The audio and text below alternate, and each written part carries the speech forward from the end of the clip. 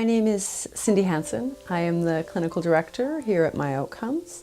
And when I was first introduced to MyOutcomes in 2009, I immediately saw the importance and utility of these simple tools and have been promoting and teaching about them ever since.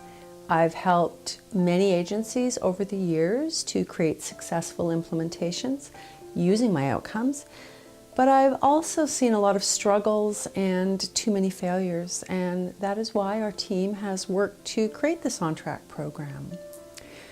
The On-Track program is designed to help organizations successfully implement MyOutcomes and become feedback-informed systems of care. MyOutcomes automates and provides advanced reporting using a trans-theoretical evidence-based practice known traditionally as PCOMS, which is short for the Partners for Change Outcome Management System, and more commonly referred to today as feedback-informed treatment, or FIT. And like any evidence-based practice, it requires careful planning and resources to be successful. Implementation consists of several non-exclusive phases. Each phase, exploration, installation, initial implementation, full implementation, and sustainability, is comprised of numerous tasks that are all required for successful outcomes. The On-Track program is based on the implementation science of Dr. Dean Fixsen and was developed in collaboration with Dr. Scott Miller. Dr. Miller is the co-developer of the Partners for Change Outcome Management System and subsequently feedback-informed treatment. He is also founder of the International Center for Clinical Excellence and is a well-known author and speaker.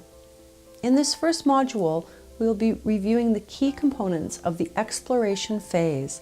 Dr. Miller will now provide some insights and introduce you to some tools that can be helpful during this phase.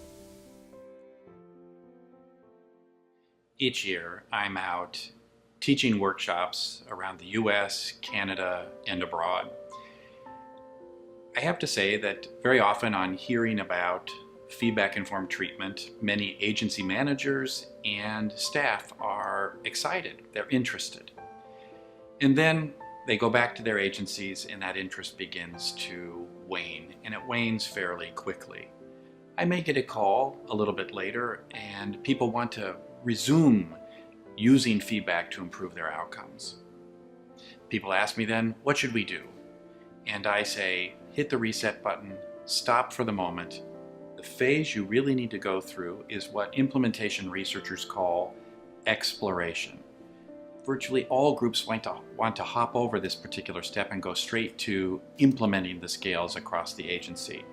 I take that as a sign of their excitement, but I know that when exploration as a phase is skipped, implementation has a much higher risk of failure. So what should you do during the exploration phase? You do as the name implies. You really ask yourself, are these the right tools we need to find out about the effectiveness of our clinicians and our programs and the fit between our programs and the clientele that we serve? The ORS and the SRS are two tools. The question is, are they up to the job you need them to do? We've found the two tools to be quite helpful across a wide variety of agencies: mental health and substance abuse, outpatient, daycare, residential treatment, and inpatient settings. But that doesn't mean you won't need to take the time to form an initial implementation team, a group that's made up of managers, supervisors, and line staff, as well as people that might be critical of this whole idea of routine outcome measurement. Sit down, take out the two tools, and begin exploring. What would it look like to use these tools in our setting? What are the pluses? What are the minuses? What could the potential problems be if we decide to implement in our setting? This is also a time when you should talk to other agencies that have already implemented the measures in their particular setting.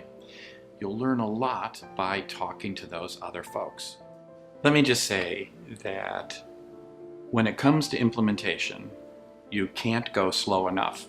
That's the lesson of virtually every agency or group that I've consulted with over the last decade or so as they try to implement feedback-informed care.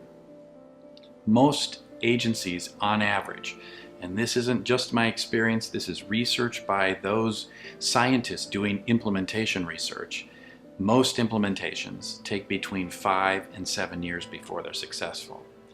It's really not about adopting measures. It's about changing the culture at the agency, ensuring that the culture there will support clinicians seeking feedback from their clients on an ongoing basis. Exploration, thus, is a critical phase. The question then is, are there some tools that can help you out in the process? Because, as I said, it'll be very tempting to think you can hop over this particular stage. We don't need to explore. We know what we want to do. We want to implement the ORS and SRS. If there's anyone on your team that thinks you can go more quickly, because, by the way, the most common way people hear about feedback-informed work, and frankly, the most common way they're trained is in a 2-day workshop. All of the implementation science research suggests that this kind of knowledge and technology transfer does not work in the long run. So to get an idea of the scope of what you're about to undertake, while you're exploring with that initial implementation team, have the team members fill out the FRIFM. You may be wondering, what the heck is that? The team at ICCE created this gap assessment tool, breaking up the areas that are likely to be affected by adoption of feedback-informed care into 5 or 6 different domains.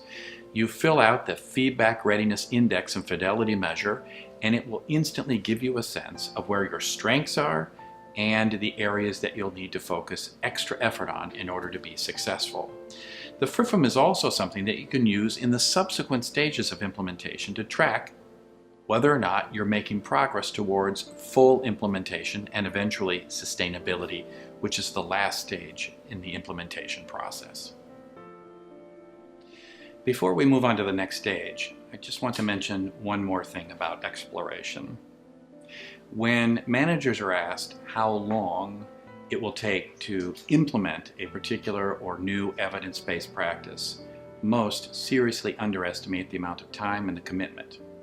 In fact, this happens so often that researchers have a term for it. They call it the planning fallacy. Numerous studies have found that even when asked to give their worst case scenario date by which time a group will be fully implemented, most don't meet that particular date. So let me say once again, spend time in exploration. 6 to 9 months is a good start.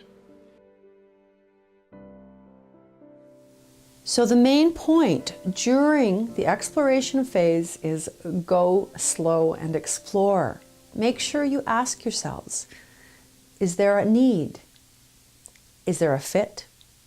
Is this the right time? Create your implementation team, complete the FRIFM to help you gain clarity around your goals and your roadblocks. Talk to other agencies. If you need help reaching out, we can put you in touch with other agencies already using MyOutcomes.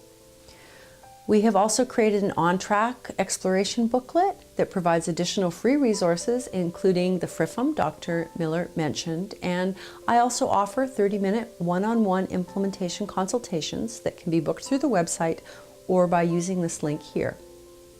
Once you have determined that there is a need, a fit, and that this is the right time, your next step will be to get a quote, commit to moving forward, and setting up your account.